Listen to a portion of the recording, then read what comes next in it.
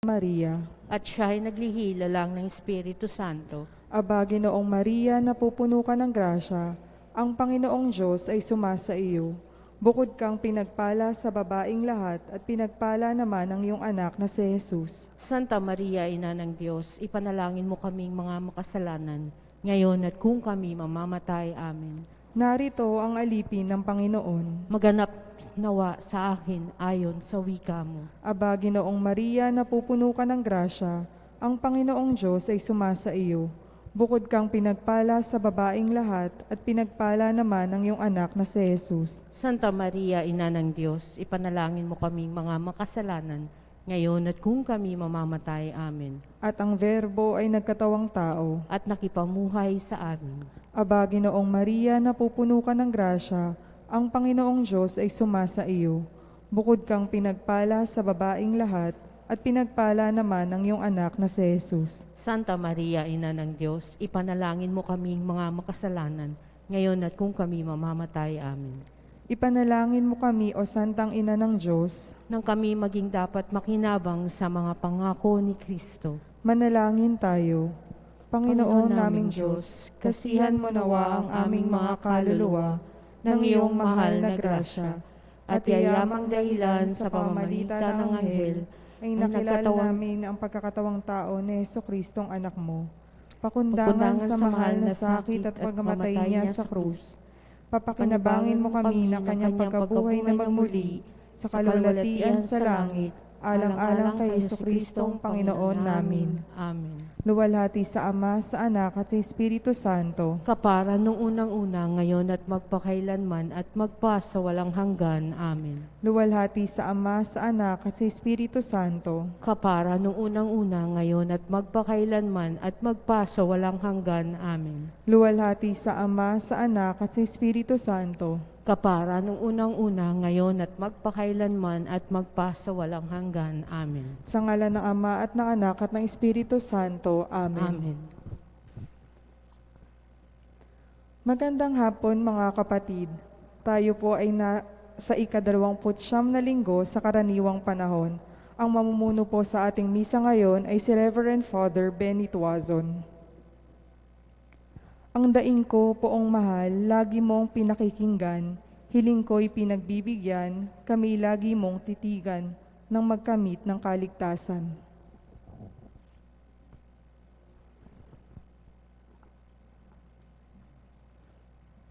Sa ngalan ng Ama, ng Anak at ng Espiritu Santo. Amen. Sumainyo ang Panginoon. At sumainyo rin. Pinagdiriwang din natin ngayon ang pandaigdigang linggo ng misyon.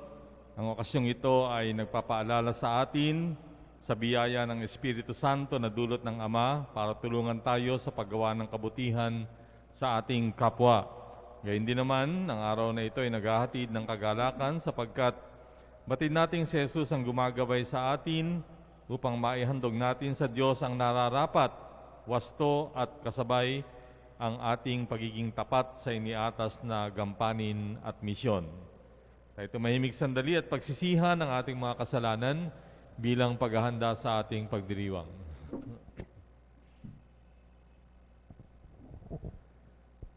Inaamin ko sa makapangyarihang Diyos at sa inyo mga kapatid na lubha akong nagkasala sa isip, sa salita at sa gawa at sa aking pagkukulang. Kaya isinasamo ko sa mahal na Birheng Maria, sa lahat ng mga anghel at mga banal, at sa inyo mga kapatid na ako'y panalangin sa Panginoong ating Diyos. Kaawaan tayo ng makapangyarihang Diyos, patawarin sa ating mga kasalanan at patnubayan sa buhay na walang hanggan. Amen. Panginoon, kaawaan mo kami. Panginoon, kaawaan mo kami. Kristo, kaawaan mo kami. Kristo, kaawaan mo kami. Panginoon, kaawaan mo kami. Panginoon, kaawaan mo kami. Papuri sa Diyos sa kaitaasan at sa lupa ay kapayapaan. Sa mga taong kinalulugdan niya, pinupuri ka namin, dinarangal ka namin, sinasamba ka namin, ipinagbubunyi ka namin, pinasasalamatan ka namin dahil sa dakila mong angking kapurihan. Panginoong Diyos, Hari ng langit, Diyos amang makapangyarihan sa lahat, Panginoong Jesucristo, bugtong na anak, Panginoong Diyos, Kordero ng Diyos, Anak ng Ama, Ikaw na nag-aalis ng mga kasalanan ng sanlibutan, maawa ka sa amin. Ikaw na nag-aalis ng mga kasalanan ng sanlibutan, tanggapin mo ang aming kahilingan. Ikaw na naluluklok sa kanan ng Ama, maawa ka sa amin. Sapagkat Ikaw lamang ang banal, Ikaw lamang ang Panginoon, Ikaw lamang o Jesucristo ang kataas-taasan, kasama ng Espiritu Santo, sa kadakilaan ng Diyos Ama. Amen. Ama naming makapangyarihan, gawin mong lagi naming matapat na sundin ang loob mo upang kami ay wagas na makapaglingkod sa iyo sa pamamagitan ng Jesucristo kasama ng Espiritu Santo magpasawalang hanggan. Amen.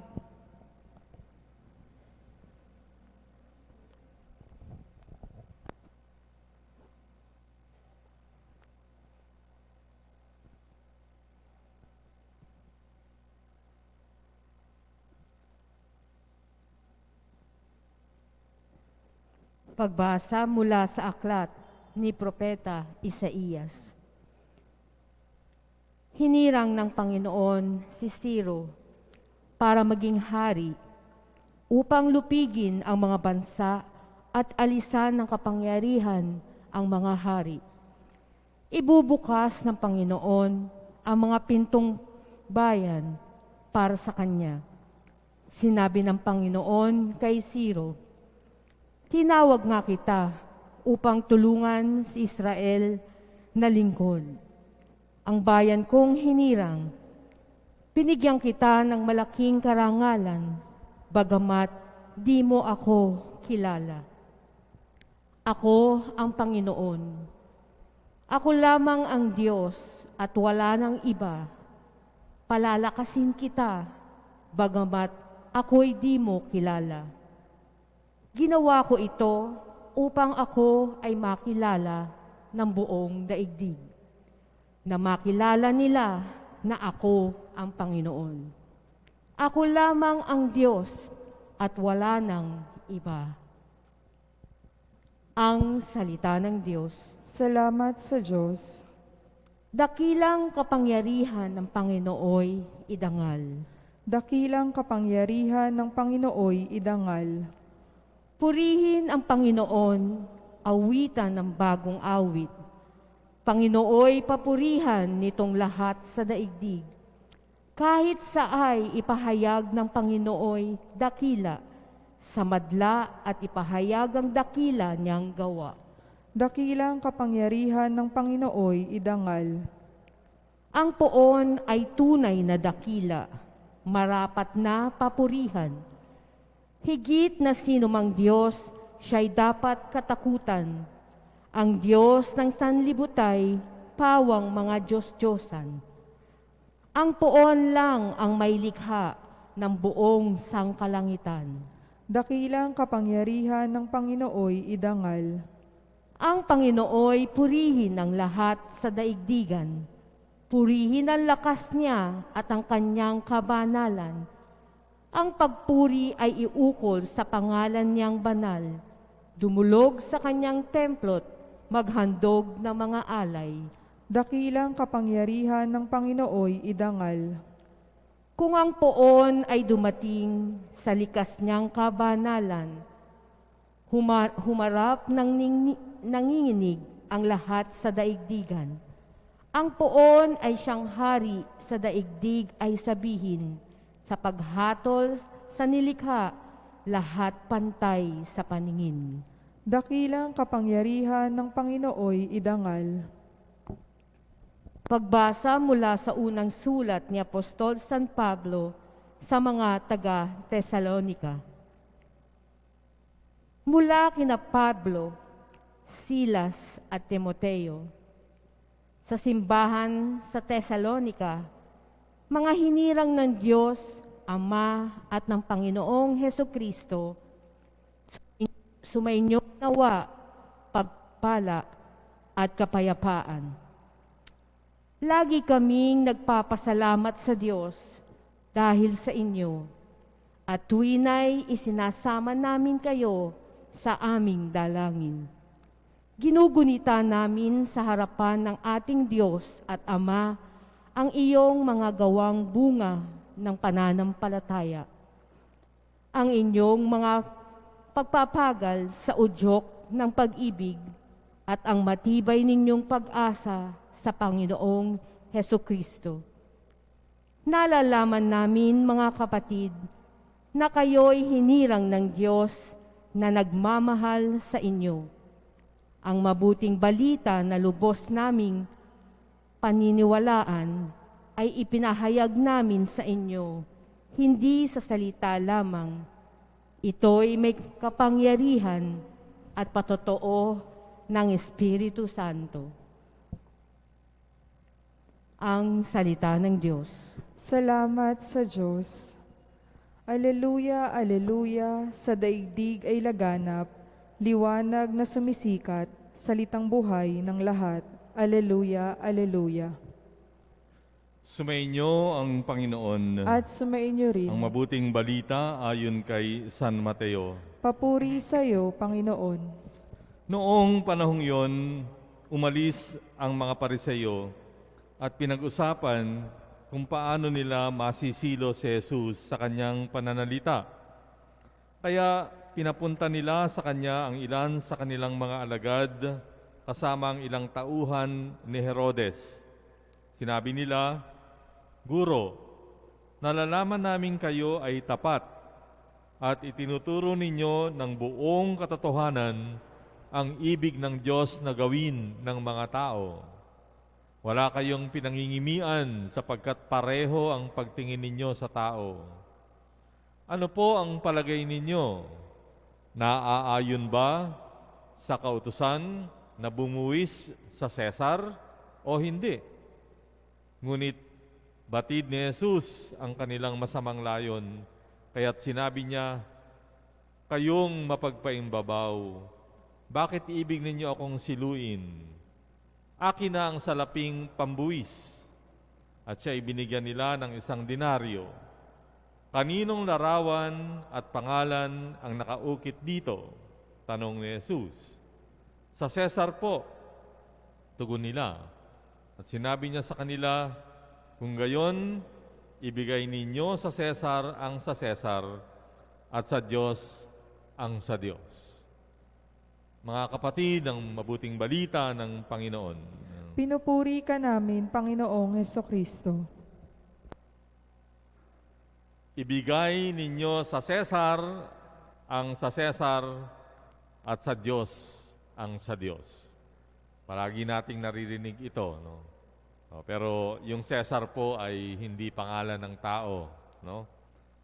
Ito po ay titulo ng namumuno doon sa mga nasasakop ng Roma. At ang isang nasasakop ng Roma ay ang Israel. Kaya't ang Israel ay nasa ilalim ng mga Romano.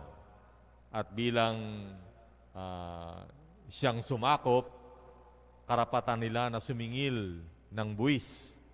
Kaya binubuwisan nila yung mga Israelita. At nagiging sanhi yun ng sama ng loob at galit ng mga Israelita. Bakit? Kasi merong mga Israelita na inuutusan. Katulad ni Sakeo. Alam naman natin ang ginawa ni Sakeo. Sobra-sobra yung sinisingil niya. Wala naman pakialam yung mga Romano. Basta ang mahalaga, ibigay sa kanila ng tax collector yung kanilang hinihingi. Anyway, hindi yun ang issue. No? Ito isang patibong para masilo si Jesus. At ano yung patibong? Tinanong siya kung kailangan bang magbigay ng buwis. Pag sinabi niyang kailangan, kalaban niya yung mga Hudyo. Diba? Kasi nga, galit nga sila sa pagbabayad ng buwis. Pag sinabi niyang hindi, yari naman siya kay Cesar o sa Cesar. Susumbong naman siya dun sa Romano. Kaya it seems na walang kawala ang ating Panginoong Kristo. Pero paano niya ito sinagot? Bigyan niyo ko ng perang pambuwis. At binigyan siya ng denaryo, yun ang tawag dun sa perang ginagamit nila noon. At tinanong niya, kaninong imahe ang nakaukit at kaninong pangalan. O siyempre, dahil ang nagpapataw ng buwis ay ang Roma, ang image, mukha ng Cesar ang nandon at yung pangalan niya ang nakalagay doon. So, kaya sabi niya, ibigay nyo ang kay Cesar, ang kay Cesar, at ibigay nyo sa Diyos ang sa Diyos. In other words, magbayad kayo ng buwis. Ibigay niyan dahil yan ay sa Kanya. Pero, kayo rin ay dapat magbayad sa Diyos. In other words, magbigay din sa Diyos. Meron din tayong pananagutan na mag-alay sa Diyos. So, ginamit ng Panginoong Jesucristo itong pagkakataon na ito para magturo. At ano yung turo niya dito? Na meron tayong katungkulan, pananagutan na maging mabuting mamamayan. And even now, our teaching is that we have to pay our taxes. We should pay our responsibility. Bakit? Kasi suporta yan sa gobyerno. Paanong mame-maintain ang mga departamento na kakailanganin natin? Like halimbawa, ang police, ang army, mga public hospitals, public schools, at lahat ng yan. Mga serbisyo yan sa mamamayan. Nanggagaling yan sa ating mga buwis. Kung hindi natin susuportahan ng gobyerno, hindi tayo magbabayad ng buwis, hindi tayo mapagsisilbihan ng gobyerno. Ngayon, ang issue rin, ang mensahe rin ng Panginoon Jesucristo, ibigay din natin ang para sa Diyos. At ito yung magandang tanong. Ano yung para sa Diyos? By the way, before I proceed, ginagamit kasi itong ebanghelyong ito to support the stand of separation of church and state, di ba? Malayo. Malayo 'yun na pinaghihiwalay ang estado at ang simbahan. Actually, mamaya pagkatapos lalabas na ito nga ay magkatugma. Anyway, ang tanong, ano naman yung para sa Diyos? Ano yung dapat nating ibigay sa Diyos? Siguro gamitin natin yung ginamit ng Panginoon to answer what's due for Caesar. Di ba? At ano yun? Kumuha siya ng denaryo at tinanong niya kaninong imahe ang nandon at kaninong pangalan. So, kung yung imahe nandun, ibig sabihin pag-aari niya yung kung nasaan yung kanyang imahe. Okay? Now, the question is, yung imahe ng Diyos, nasaan? Yung imahe ng Diyos, na kanino? Alam niyo, kung ang nakikinig sa akin ay Hudyo, madali niya itong masasagot. At kung kayo ay isang Kristiyanong nagbabasa kahit man lang nung Genesis 1, masasagot niyo ako. Why? Because right there in Genesis 1, nung nilalang ng Diyos ang tao, it was said there, we were made in the image and likeness of God. Nung tayo'y likhain ang tao, tayo'y nilikha sa kanyang imahe. Kung kaya't ang bawat nilalang, nasa kanyang imahe ng Diyos. And so, anong konklusyon? Ang bawat tao ay pag-aari ng Diyos. Kasama yung Cesar, kasama yung mga politiko, kasama lahat tayo. Pag-aari tayo ng Diyos. So, kung ang pag-uusapan natin, anong ibibigay natin sa Diyos? Tayo. Lahat ng sa atin. Wala tayong hindi ipagkakait. So, if you're a citizen of a country, you're just responsible to your government. But every Christian is responsible in being for God. Pero anong nangyayari ngayon? Diba? Inihihiwalay ang relihiyon. Iniitsipwera ang Diyos. Let me tell you two countries. Canada. Alam niyo nangyayari sa Canada? Meron sila dong mga, katulad ng St. Anthony, mga eskwelahan na pinatatakbo ng mga simbahan, ng mga parokya? Sinong nagsusuporta? Ang gobyerno. Oho, ang gobyerno ang nagsusuporta sa mga eskwela na pinatatakbo ng mga relihiyon. At there was a time that nag-survey kung titigil na ang suporta ng gobyerno sa mga eskwelahan na ito. Alam niyo sabi ng mga Canadians? No. 60% of them said, continue. Kasi nakikita nila ang halaga ng mga ibinibigay ng mga eskwelahan na pinatatakbo ng mga reliyon. Not only Catholics, even Protestants, basta any school. At sinasabi nga nila, dapat ang suporta sa public school, pareho ng suporta sa mga parochial schools. Di ba? Mas katoliko pa tayo sa kanila. O hindi pa yan. Sa Germany, ito matindi. Alam niyo sa Germany, sumisingil ang gobyerno ng religious tax. They exact taxes from you because of your religion. Kung Katoliko ka, hihingan ka ng tax dahil ikaw ay Katoliko. Kung Hudyo ka, hihingan ka ng tax dahil ikaw ay Hudyo. Pero, kakaiba sa iniisip natin at kakaiba sa iniisip ng ating gobyerno. Ano yon? Itong makokolekta nila sa lahat ng Katoliko, iipunin, ibibigay sa simbahang Katoliko. Ganon sila mag-tax. Because the German government, inako nila ang pananagutan sa mga relihiyon. Kaya sisingilin namin ang inyong mga miyembro para sa inyo. So ilang daang milyon dolyar ang kanilang ibinibigay. Noong 2018, they gave the Catholic Church almost $350 million. Yung mga Hudyo, binigyan nila ng $600 million. So you'll be taxed for your religion. Pero iba kasi dito itatax nila yung reliyon para gamitin nila. Alam naman natin ang korupsyon. Di ba? But there in Germany, different. You see, nakikita natin dito yung suporta na ibinibigay sa mga relihiyon. And which brings us to our 2M, 4M, di ba? Sabi ko kanina, bakit sumisingil ng tax ang gobyerno? Para yung kanyang mga pagpapatakbo ng mga departamento buhay. Ngayon, kapag hindi po natin sinuporta ng ating simbahan, paano tatakbo ang simbahan? Paano niya magagampanan ng kanyang papel? Kaya nga tayo nagsisikap na hikayatin ang ating mga mananampalataya. Wala namang ibang magsusuporta, kundi kayo. Kung gusto niyong maitaguyod ang ating misyon, na matuloy ang misyon ng simbahan, kailangan nating suportahan. At maganda naman yun, di ba? Kasi yun ang tanong ibigay sa Diyos ang dapat sa Diyos.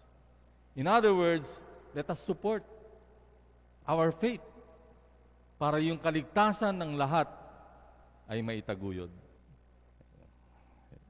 Tayo magsitayo at ating ipahayag ang ating pananampalataya. Sumasampalataya ako sa Diyos amang makapangyarihan sa lahat, na may gawa ng langit at lupa. Sumasampalataya ako kay Jesucristo, iisang anak ng Diyos, Panginoon nating lahat, nagkatawang tao siya lalang ng Espiritu Santo, ipinanganak ni Santa Mariang Birhen, pinagpakasakit ni Poncio Pilato, ipinako sa krus, namatay, inilibing, nanaog sa kinaroroonan ng mga yumao, nang may ikatlong araw na buhay na magmuli, umakyat sa langit, naluklok sa kanan ng Diyos amang makapangyarihan sa lahat, doon magmumula ang paririto at hukom sa nangabubuhay at nangamatay na tao. Sumasampalataya naman ako sa Diyos Espiritu Santo, sa banal na simbahang katolika, sa kasamahan ng mga banal, sa kapatawaran ng mga kasalanan, sa pagkabuhay na muli na nangamatay na tao, at sa buhay na walang hanggan. Amen. Manalangin tayo sa Diyos, Ama, na sa pagdiriwang natin ng pandaigdigang linggo ng misyon, maging pangunahing gabay nawa natin ang mga turo ni Jesus upang maging tapat tayo sa ating misyon, sa Diyos at sa ating komunidad. Dumulog tayo sa Kanya at itugon natin sa bawat kahilingan. Panginoon, dinggin mo ang aming panalangin. Panginoon, dinggin mo ang aming panalangin. Para sa Santo Papa at mga pinuno ng simbahan, maipalaganap nawa nila ang mabuting balita sa makabagong paraan at patuloy nawa silang maging tagapagpahayag ng katarungan at kapayapaan. Manalangin tayo. Panginoon, dinggin mo ang aming panalangin. Para sa mga pinuno ng ating bayan, mabatid nawa nila na ang lahat ng kapangyarihang kanilang hawak ay ipinagkatiwala ng Diyos at ng taong bayan. Manalangin tayo. Panginoon, dinggin mo ang aming panalangin.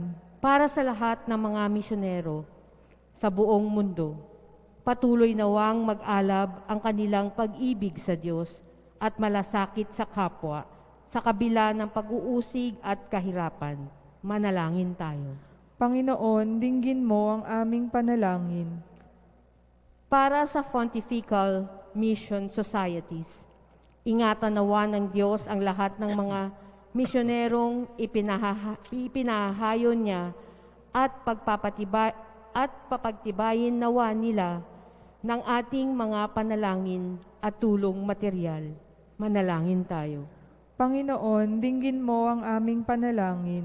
Para sa mga minamahal nating yumao, mahimlay nawa sila sa kaliwan at kapayapaan sa kaharian ng Diyos. Manalangin tayo. Panginoon, dinggin mo ang aming panalangin. Tahimik nating idalangin ng pangsarili nating kahilingan. Manalangin tayo. Panginoon, dinggin mo ang aming panalangin. Diyos Amang mapagmahal, idinudulog namin sa iyo ang aming mga panalangin at pagsusumamo. Manatili ka nawa sa aming piling bilang Panginoon at Pastol namin, ngayon at magpasawalang hanggan. Amen.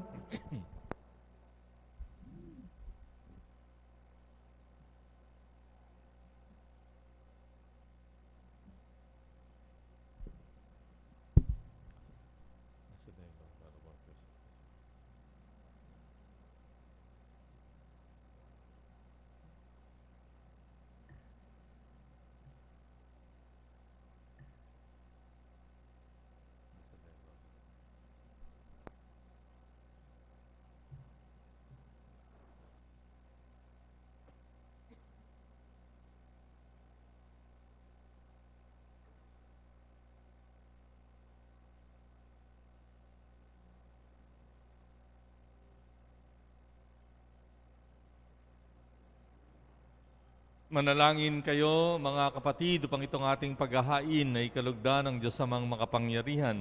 Tanggapin nawa ng Panginoon itong paghahain sa iyong mga kamay, sa kapurihan niya at karangalan, sa ating kapakinabangan at sa buong sambayanan niyang banal. Ama naming lumikha, ipagkalomong ikaw ay aming kusang mapaglingkuran sa paghahain namin ng mga alay na iyong bigay upang kami ay dalisayin ng iyong pagmamahal sa paglilingkod naming ngayong ginaganap ang banal na pagdiriwang sa pamamagitan ni Jesucristo kasama ng Espiritu Santo magpasawalang hanggan. Amen. Sumainyong Panginoon, At sumainyo taas sa rin, Diyos ang inyong puso at diwa. itinaas na namin sa Pasalamatan Panginoon. natin ang Panginoong ating Diyos. Marapat na siya'y pasalamatan. Ama naming makapangyarihan, tunay ngang marapat na ikaw ay aming pasalamatan.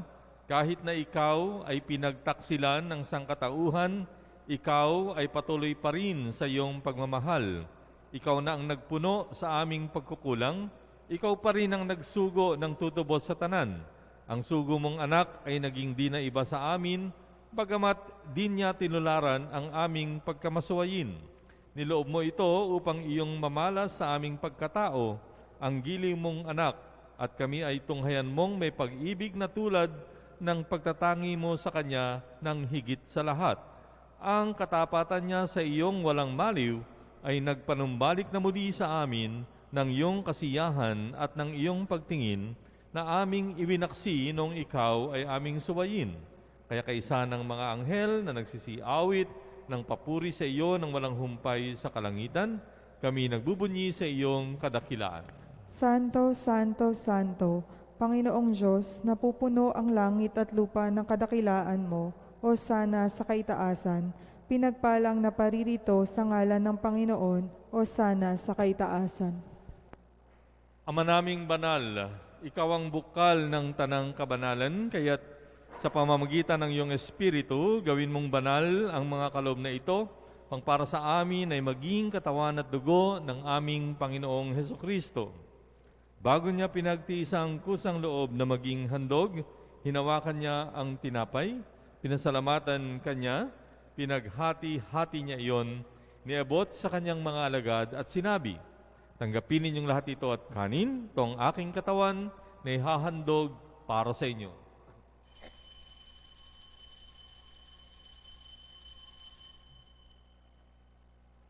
Gayun din naman, nang matapos ang hapunan, hinawakan niya ang kalis, muli kanyang pinasalamatan, iniabot ang kalis sa kanyang mga alagad at sinabi, "Tanggapin ninyong lahat ito at inumin, itong kalis ng aking dugo, ng bago at walang hanggang tipan.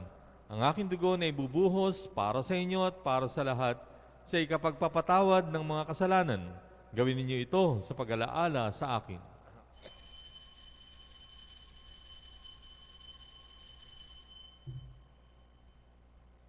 Pagmunyi natin ang misteryo ng pananampalataya. Si Kristo'y namatay, si Kristo'y nabuhay, si Kristo'y babalik sa wakas ng panahon. Ama, ginagawa namin ngayon ng pag-alaala sa pagkamatay at muling pagkabuhay ng iyong anak. Kaya tiniaalay namin sa iyo ang tinapay na nagbibigay buhay at ang kalis na nagkakaloob ng kaligtasan. Kami nagpapasalamat dahil kami ay iyong minarapat na tumayo sa harap mo para maglingkod sa iyo.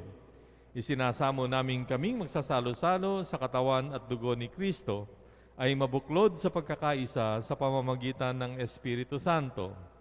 Amalingapin mo ang iyong simbahang laganap sa buong daigdig. Puspusin mo kami sa pag-ibig kay San Francisco na aming Papa, ni Broderick na aming tagapangasiwa at ng Tanang Kaparian. Alalahanin mo rin ang mga kapatid naming nahimlay nang may pag-asang sila'y muling mabubuhay, gayon din ang lahat ng mga pumanaw. Kaawaan mo sila at patuloyin sa iyong kaliwanagan. Kaawaan mo't pagindapatin kaming lahat na makasalo sa iyong buhay na walang wakas. Kaisa ng mahal na Birheng Maria na ina ng Diyos, ni San Jose na kanyang esposo, kaisa ng mga apostol at ng lahat ng mga banal na namuhay dito sa daigdig ng kalugod-lugod sa iyo. May pagdiwang nawa namin ang pagpupuri sa ikararangal mo sa pamamagitan ng iyong anak na aming Panginoong Hesukristo. Sa pamamagitan ni Kristo, kasama niya at sa Kanya, ang lahat ng parangal at papuri sa iyo, Diyos amang makapangyarihan, kasama ng Espiritu Santo, magpasawalang hanggan. Amen. Sa tagubilin ng mga nakagagaling na utos at turo ni Jesus na Panginoon natin at Diyos, pahayag natin ng lakas loob. Ama namin, sumasalangit ka. Sambahin ang ngalan mo. Mapasa amin ang kaharian mo. Sundin ang loob mo dito sa lupa para nang sa langit. Bigyan mo kami ngayon ng aming kakanin sa araw-araw at patawarin mo kami sa aming mga sala para ng pagpapatawad namin sa nagkakasala sa amin. At huwag mo kami itukso at iadya mo kami sa lahat ng masama. Amen. Hinihiling namin kami iadya sa lahat ng masama, pagkalooban ng kapayapaan araw-araw, iligtas sa kasalanan, ilayo sa lahat ng kapahamakan, samantalang aming pinananabikan ang dakilang araw ng pagpapahayag ng tagapagligtas naming si Jesucristo. Sapagkat iyo ang kaharian at ang kapangyarihan at ang kapurihan magpakailanman. Amen. Panginoong Jesucristo, sinabi mo sa iyong mga apostol, kapayapaan ang iniiwan ko sa inyo, ang aking kapayapaan ang binibigay ko sa inyo. Tunghayan mo ang aming pananampalataya at huwag ang aming pagkakasala. Pagkalooban mo kami ng kapayapaan at pagkakaisa ayon sa iyong kalooban, kasama ng Espiritu Santo, magpasawalang hanggan. Amen. Ang kapayapaan ng Panginoon ay sumainyong lahat. At sumainyo rin. Bigayan kayo ng kapayapaan sa isa't isa.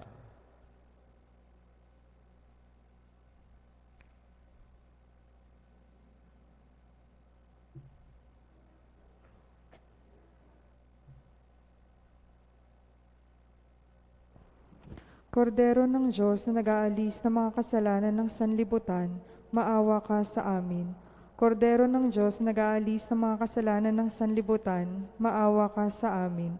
Kordero ng Diyos na nag-aalis ng mga kasalanan ng sanlibutan, ipagkaloob mo sa amin ang kapayapaan. Mga kapatid, narito ang ating Panginoong Kristo, ang kordero ng Diyos na nag-aalis ng mga kasalanan ng sanlibutan. Mapapalad ang mga inanyayahan sa kanyang piging. Panginoon, hindi ako karapat-dapat na magpatuloy sa iyo, ngunit sa isang salita mo lamang ay gagaling na ako.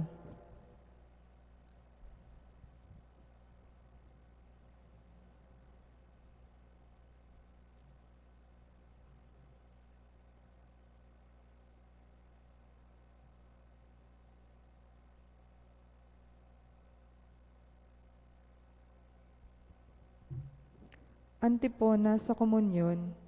Ang sa Diyos nagtitiwala ay kanyang kinakalinga sa pag-ibig niyang dakila, nang huwag magutom na lubha at huwag hindi manghina.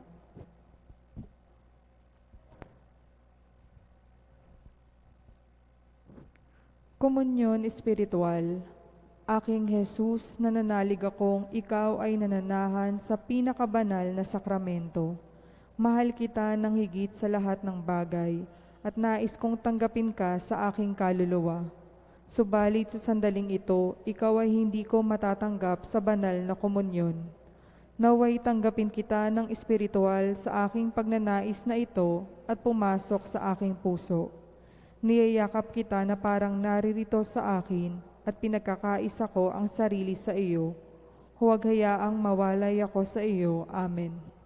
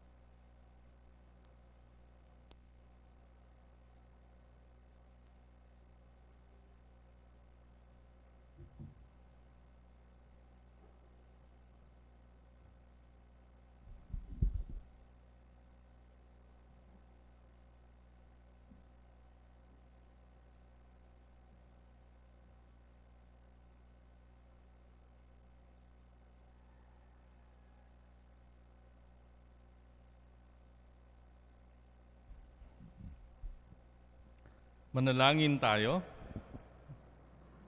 Ama naming mapagmahal, gawin mong sa aming banal na pakikinabang, kami ngayon ay iyong matulungan at mahubog para mamuhay sa kalangitan sa pamamagitan ni Jesucristo kasama ng Espiritu Santo magpasawalang hanggan.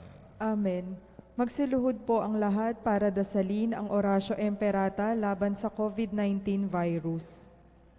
Makapangyarihan at mapagmahal na Ama, nagsusumamo kami sa iyo upang hilingin ang iyong patnubay laban sa COVID-19 na nagpapahirap sa marami at kumitil na ng mga buhay. Gabayan mo ang mga dalubhasang na atasan na tumuklas na mga lunas at paraan upang hihinto ang paglaganap nito. Patnubayan mo ang mga lumilingap sa may sakit upang ang kanilang pagkalinga ay malaki pa ng husay at malasakit. Itinataas namin ang mga nagdurusa. Makamtanawa nila ang mabuting kalusugan. Lingapin mo rin ang mga kumakalinga sa kanila. Paggamitin mo ng kapayapaang walang hanggan ang mga pumanaw na.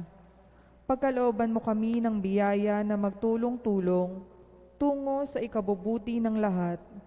Pukawin sa amin ang pagmamalasakit sa mga nangangailangan.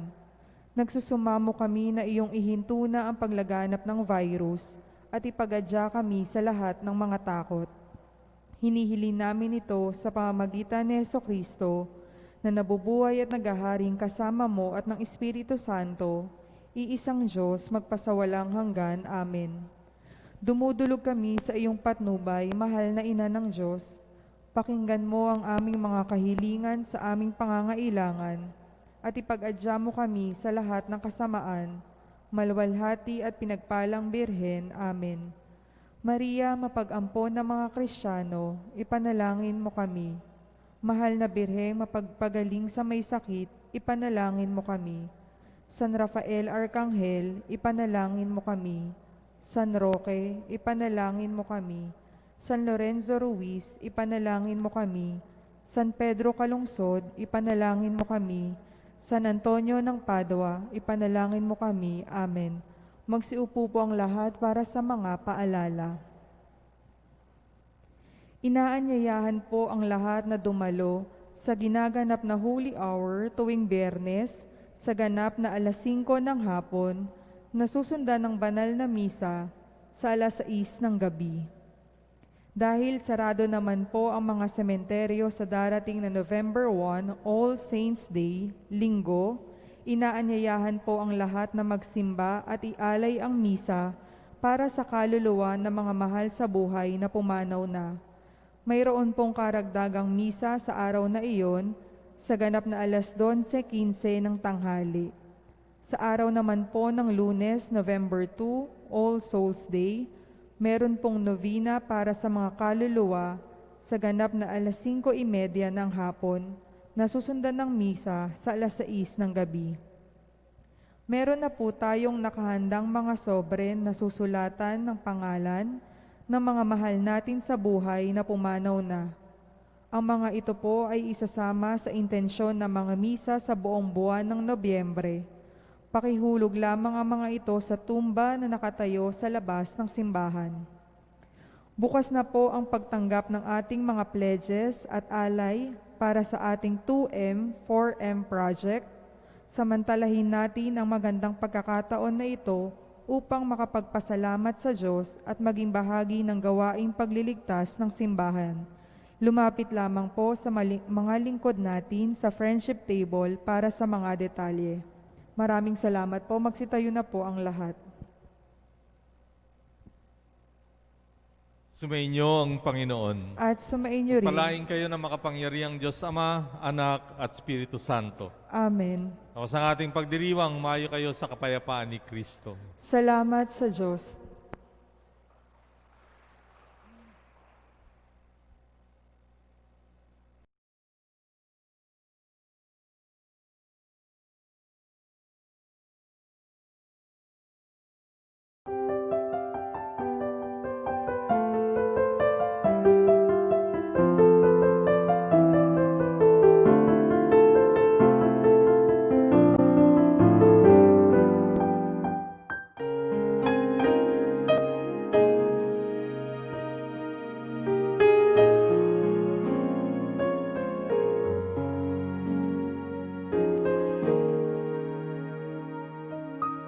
Sa ngalan ng Ama at ng Anak at ng Espiritu Santo.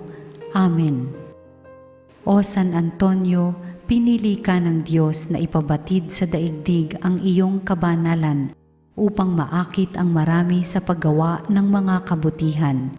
Hilingin mo sa sanggol na si Jesus na hawak mo sa iyong bisig ang mahigpit ko ngayong pangangailangan.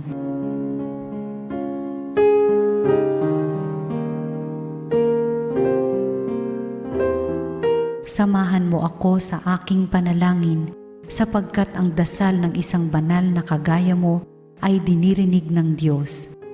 Pagkalooban nawa ako ng Panginoon ng tanda ng kanyang pagmamahal, pagkalinga at paggabay. Sa tulong mo, naway ipagkaloob niya sa akin ang kaganapan ng buhay at ang pag-ibig na walang hanggan. Amen.